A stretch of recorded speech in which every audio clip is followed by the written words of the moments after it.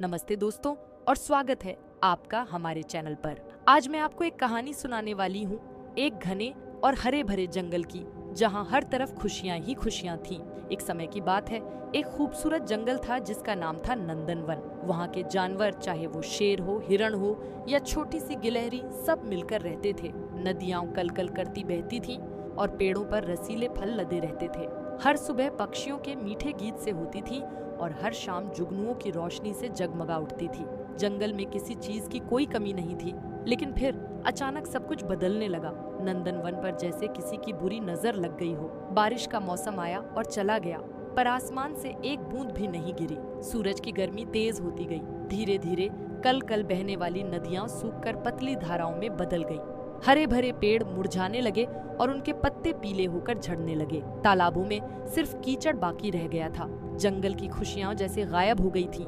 जानवरों के चेहरे पर चिंता की लकीरें खिंच गईं। भोलू भालू, जो हमेशा शहद के छत्तों की तलाश में रहता था, अब उदास होकर एक सूखे पेड़ के नीचे बैठा रहता। चंचल हिरणों का झुंड, जो पूरे जंगल में कुलांचे भरता था, अब सुस्त होकर पानी की तलाश में भटकता रहता। मीठू तोते ने गाना बंद कर दिया था और मोर ने नाचना। हर कोई प्यासा और दुखी था। जंगल में अजीब सी खामोशी छा गई थी। केवल गर्म हवा की साए साए की आवाज आती थी। एक शाम जब सारे जानवर एक सूखे बरगद के पेड़ के नीचे इकट्ठा हुए, तो शेरू शेर, जो जंगल का राजा था, गरजा। दोस्तों, हम ऐसे हाथ पर हाथ धरे नहीं बैठ सकते, हमें कुछ करना होगा। उसकी आवाज में निराशा तो थी, लेकिन एक उम्मीद की किरण भी थी। सबसे बुजुर्ग और समझदार गज्जू हाथी ने अपनी सूंड उठाते हुए कहा, महाराज, मैंने अपने पूर्वजों से सुना है कि इस जंगल के उत्तर में एक जादुई झरना है जिसका पानी कभी नहीं सूखता। रास्ता मुश्किल है, पर वही हमारी आखिरी उम्मीद है। ये सुनना था कि सब जानवरों में एक नई ऊर्जा आ गई। सबने मिलकर फैसला किया कि वो उस जादुई झरने की खोज में निकलेंगे। यह एक कठिन सफर था। रास्ते में कटीली झाड़ियां थीं, ऊंचे ऊंचे पहाड़ थे और तपती हुई जमीन थी। कई जानवर थक कर हार मानने लगे, लेकिन एक दूसरे का सहारा बनकर वे आगे बढ़ते रहे। छोटे जानवर बड़ों की पीठ पर सवार हो गए और सब एक दूसरे की मदद कर रहे थे। कई दिनों की कड़ी मशक्कत के बाद जब वे लगभग अपनी हिम्मत खो चुके थे, उन्हें दूर से पानी गिरने की एक मीठी आवाज सुनाई दी। जैसे ही वे आवाज की दिशा में भागे, उनकी आंखें आश्चर्य से चमक उठीं।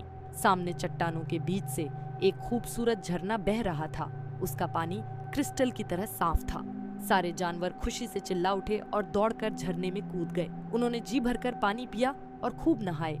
ऐसा लगा जैसे उन्हें एक नया जीवन मिल गया हो। उनकी सारी थकान और उदासी एक पल में दूर हो गई। उस दिन के बाद सभी जानवरों ने मिलकर उस झरने से अपने जंगल तक एक नहर खोदी। जल्द ही नंदनवन में फिर से हरियाली लौट आई। नदियां बहने लगीं, पेड़ हरे भरे हो गए और जानवर फिर से खुशी खुशी रहने लगे। जंगल पहले से भी ज्यादा खूबसूरत हो गया था, क्योंकि अब वहाँ के निवासियों ने एकजुटता का असली मतलब सीख लिया था।